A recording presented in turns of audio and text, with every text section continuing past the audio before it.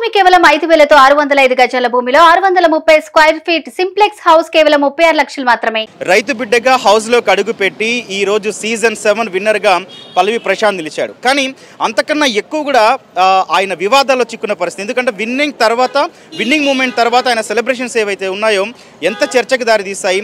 Annapurna studios ఉన్నటువంటి road మొత్తం కూడా అక్కడ విధ్వంసక చర్యలకు పాల్పడ్డారంటూ కూడా ప్రస్తుతం పోలీసులు అరెస్ట్ చేసి చెంచల్ కూడా జైల్లో పెట్టిన పరిస్థితి. ప్రస్తుతం పల్లవి ప్రశాంత్ వాళ్ళ నాన్నగారు ఉన్నారు, ఆయనతో మాట్లాడుతుంది. నమస్తే అండి, మీ పేరేంటి? నమస్తే, నా పేరు సత్యనారాయణ. నిన్నటి వరకు మీ అబ్బాయి పల్లవి ప్రశాంత్ ఒక హీరో.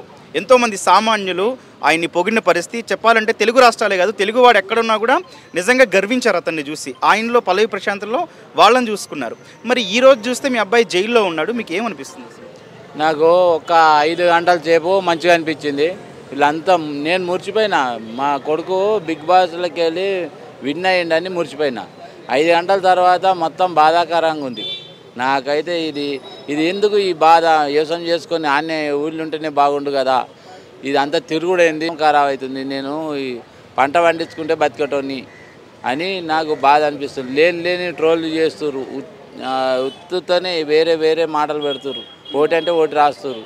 ఇక దాని కొరకే బాధ ఉంది. మీ అబ్బాయి అంటే పల్లవి ప్రశాంత్ వాళ్ళకి సంబంధించిన వాళ్ళే దాడులు చేశారని చెప్పి వాళ్ళ బ్రదర్ని అంటే మీ అబ్బాయిని అతన్ని అరెస్ట్ చేశారు, ఇతన్ని అరెస్ట్ చేశారు కదా, నిజంగా సంబంధం లేదని మీరు అనుకుంటున్నారా? సంబంధం నేనే ఉన్నా పక్కపండి. సంబంధం ఎక్కడిది? ఓ పొలాలకి వెళ్ళి తీసి అక్కడ మేము అక్కడే పోయినాము. నేను వామిటింగ్ చేసుకున్నా. మా కొడుకు నన్ను చూస్తుండు కానీ ఆడ పబ్లిక్ వాళ్ళందరూ ఈయన కొరకు లొల్లి పెడుతుర్రు. లొల్లిని వస్తుంది కానీ ఆడ ఏం సంబంధం లేదు. నా కొడుకుది లేదు, నాది లేదు, ఎవరిది లేదు, సంబంధం ఏం లేదు. అదే ఇప్పుడు ఒక మాట చెప్తున్నా. ఇప్పుడు చిరంజీవి రామ్ చరణ్ వీళ్ళు పెద్దలు ఉన్నారు కదా, వాళ్ళే సెలబ్రిటీ అయ్యి వాళ్ళే విన్ అయితే ఏమన్నా పోలీసులు దాని గురించి చర్య తీసుకుంటారా, తీసుకోపోతారా? మేము రైతు బిడ్డను కాబట్టి మాకు చర్య తీసుకోలేదు. మాకు అదే బాధాకరం. ఓకే అండి, ఇప్పుడు పల్లవి ప్రశాంత్ విన్నర్ అయిన తర్వాత కొన్ని రోజులు పరారీలో ఉన్నాడు, దాచుకున్నాడు అని చెప్పి నడిచింది. అసలు ఏం జరిగింది? ఎక్కడున్నాడు? మా ఇంట్లోనే ఉన్నాడు, పరారీ కాలేదు. మా ఇంట్లోనే ఉన్నాడు. నేను పరారీ అయ్యిందని కూడా ఎవరితో చెప్పలేదు. నేను ఏమన్నా అంటే పోలీసులు వస్తే ఏం చెప్తాం చెప్పు అట్లా. ఓకే, మీ ఇంటికి పోలీసులు ఎప్పుడు వచ్చారండి? ఏ టైంలో వచ్చారు? ఎవరు వచ్చారు? చాలా మంది వచ్చారు, ఒకళ్ళిద్దరు రాలే. వ్యాన్లు వచ్చినాయి చాలానే. అది మనకు చీకటి అవుతుందా 6:30 అందాక వచ్చారు. ఏమన్నారు వచ్చి?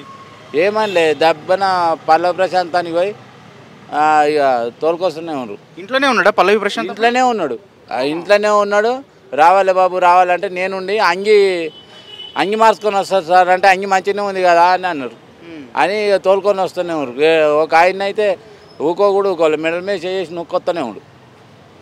ఏ రోజు జరిగింది ఇదంతా? నిన్న. ఇప్పుడు లాయర్లు ఏమన్నారు? బెయిల్ పిటిషన్ వేశారు కదా, ఏమన్నారు? ఇంకా నాకేది తెలియదు. ఇక మేము మారుమూల గ్రామంలో చిన్న పల్లెటూరులో ఉండే వ్యవసాయదారులు, మాకు ఇవన్నీ తెలియదు. మాకు ఈ సిటీకి వచ్చుడు ఇవన్నీ చేసుడు మాకు తెలియదు. మరి ఇప్పుడు పల్లవి ప్రశాంత్కి ఏం చెప్పబోతున్నారు బెయిల్ పిటిషన్ వచ్చి మళ్ళీ మీ దగ్గరికి వస్తే? నేనేం చెప్తా, నాకు ఏది తెలియదు సార్. నాకు ఎందుకంటే మాకు బాధ అనిపిస్తున్న భార్య ఒకటి మంచిగా లేదు, ఆమెతోనే నాకు పెద్ద ట్రబుల్. వాళ్ళ తల్లి ఏమంటున్నారండి? ఏడుస్తుంది, నెత్తి అంతా కొట్టుకుంటుంది. మాకు లేని బాధలు పెట్టారు సార్ వీళ్ళు. ఇప్పుడు కేసులు పెట్టి మాకు అన్ని పరేషాన్ చేసారు. అంత పరేషన్లు ఏం పెట్టారు పెద్ద ఆయన? సార్ ఏమైంది, ఈ బట్టలు మార్చుకొని వస్తారంటే ముందే మంచిగానే మాట్లాడారు వచ్చిన వాళ్ళు. ఒక ఆయన అయితే ముఖం కూడా చూడలేదు, మెడల మీద చేసి నువ్వు కొత్తనే ఉండరు. ఎందుకు మాకు అరెస్ట్ వారెంట్ కూడా ఇవ్వలేదు, ఏం చెప్పలేదు. వచ్చిర్రు, తోలుకొచ్చినందుకు సంతోషంగానే, కానీ మెడలు బట్టి నువ్వు వచ్చినందుకు ఇంకెంత బాధ అనిపించింది సార్ మాకు. షాపుగా తోలుకొస్తే ఏం బాధ కాకు, మెడల మీద చేసి దొంగతనం చేసిన నువ్వుకొచ్చినట్టు నువ్వుకొస్తే ఇది ఏం సెలబ్రిటీ, ఏంది కథ అని నాకు మనసు అంతా బాధ అవుతుంది. నా భార్య గుద్దుకొని జ్వరాలు వచ్చినాయి. అట్లా చివరికి ఏం వేడుకుంటున్నారండి మీరు? నేను ప్రజలందరికీ చేతులెత్తి నమస్కరిస్తున్నా. నా కొడుకు విన్నర్ అయినందుకు మాకు బ్యాడ్ న్యూస్ చూపెట్టిరు. ప్రజలందరినీ దయచేసి వేడుకుంటున్నా. నా కొడుకు ఏమి దొంగ కాదు, మంచి వినియోగవంతుడు, బుద్ధివంతుడు, అందుకే నేను అతడు బిగ్ బాస్లో పోతా అంటే పొమ్మని మనస్ఫూర్తిగా నేను తోలిచ్చినందుకు అతడు విన్నర్ అయినంత మాత్రం వల్ల 5 గంటల సేపు సంతోషంగా ఉన్నాము. 5 గంటలు దాటంగానే బాధాకరంగా ఉంది.